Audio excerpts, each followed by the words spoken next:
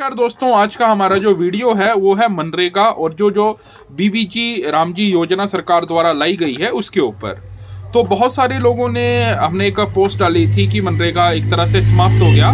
तो बहुत सारे लोगों ने उसमें कमेंट किया था कि कैसे ख़त्म हो गया, उसमें क्या है, 125 दिन का रोजगार मिल रहा है। तो उसमें हम आज इन्हीं कुछ जो मेन पॉइंट्स है उसके ऊपर ही बात करने की कोशिश करेंगे। तो सबसे पहले जो मनरेगा था तो इसको लाया क्यों गया था, सबसे पहले वो समझने की कोशिश थी। तो मनरेगा जो शुरू हुआ था ये शुरू हुआ था 2006 में, एक पायलट प्रोजेक्ट के तहत ये शुरू हुआ था और 2008 में इसको पूरे भारत में जो है वो लागू कर दिया गया था। और आपको बता दें 2014 में विश्व बैंक ने इसे ग्रामीण विकास का तार्किक उदाहरण भी कहा था। और मनरेगा जो था वो 100 दिन की आपको रोजगार की गारंटी पूर्ण करता था और अगर आपको 15 दिन तक काम नहीं मिलता है तो आपको बेरोजगार कहा जाएगा और आपको बेरोजगारी भत्ता मनरेगा में भी मिलता था। लेकिन ये कितने लोगों को मिला, सवालिया निशान यही है। तो बीबीजी रामजी योजना में भी ये पॉइंट है जिसको लोग आज बहुत ही बढ़ा चढ़ा कर बोल रहे हैं कि इसमें अगर 15 दिन तक रोजगार नहीं मिलता है तो आपको बेरोजगार कहा जाएगा और बेरोजगारी भत्ता मिलेगा और 125 दिन का रोजगार मिलेगा। तो सबसे बड़ी बात यह है कि 100 दिन का जो रोजगार है मनरेगा के थ्रू वो कितनी जगह पर पूर्ण हुआ और कितने गांव में 100 दिन तक लगातार रोजगार मिला मनरेगा के थ्रू, जब ये पूर्णता 100% सेंटर की स्कीम थी। मतलब इसमें राज्यों को पहले पैसा नहीं देना होता था।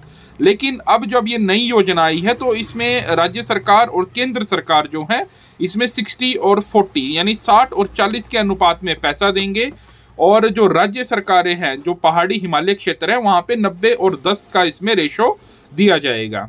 लेकिन ये योजना कितनी कारगर है, क्योंकि राज्य पहले ही कह रहे हैं कि हम कंगाल हैं और हमारे पास हमारे जो आर्थिक हालात हैं वो ठीक नहीं है।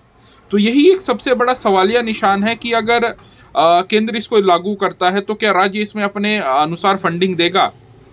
क्योंकि जब हम देखते हैं कि केंद्र सरकार अपने बजटों में मनरेगा के लगातार कटौती करती रही है, सिवाय कोविड काल में ही ये सबसे ज़्यादा पीक में था। उसके बाद इसमें सरकारों द्वारा लगातार जो है वो कटौतियां की गई हैं मनरेगा के बजट में।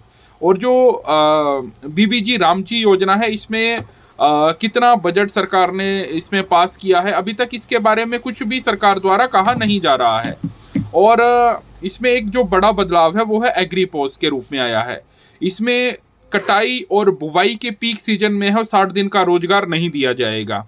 तो मतलब ये सरकार ने पहले स्पष्ट कर दिया है कि आपको 60 दिन का रोजगार नहीं दिया जाएगा, तब आप वो 15 दिन वाला बेरोजगारी वाला स्कीम नहीं चलेगा। और भारत उन देशों में है जहां 3 या हर तीसरे महीने क्रॉप चेंज होती है। तो आप लगा लीजिए कि हम 3 महीने यहाँ कटाई भी करते हैं, बुआई भी करते हैं और भारत में हर 3 से 6 महीने बाद जो है फसलों की कटाई और बुआई होती है। तो ये जो बहुत बड़ा पॉइंट है जिसको मिस किया जा रहा है, तो ये 60 दिन का जो अंतराल है वहां पर एडजस्ट होगा, वो भी आपको ध्यान रखने की बात यहाँ पे आएगी।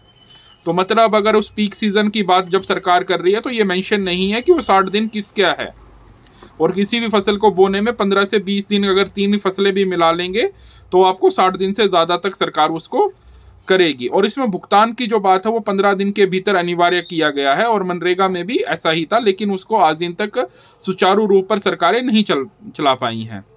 और इसमें जो दूसरी बात कही है कि हम इसमें जलवायु परिवर्तन से निपटने के काम करेंगे, संपत्तियों का रिकॉर्ड, विकसित भारत। तो विकसित भारत का जो सरकार का प्रोजेक्ट है वो 2047 तक का है।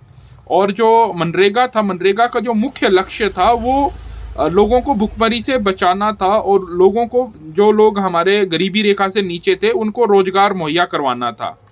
और आपको बता दें कि भारत में 80 करोड़ से ज़्यादा जो आबादी है हमारी वो गरीबी रेखा से नीचे है, जिसको सरकार खुद बोलती है कि हम 5 किलो राशन देते हैं।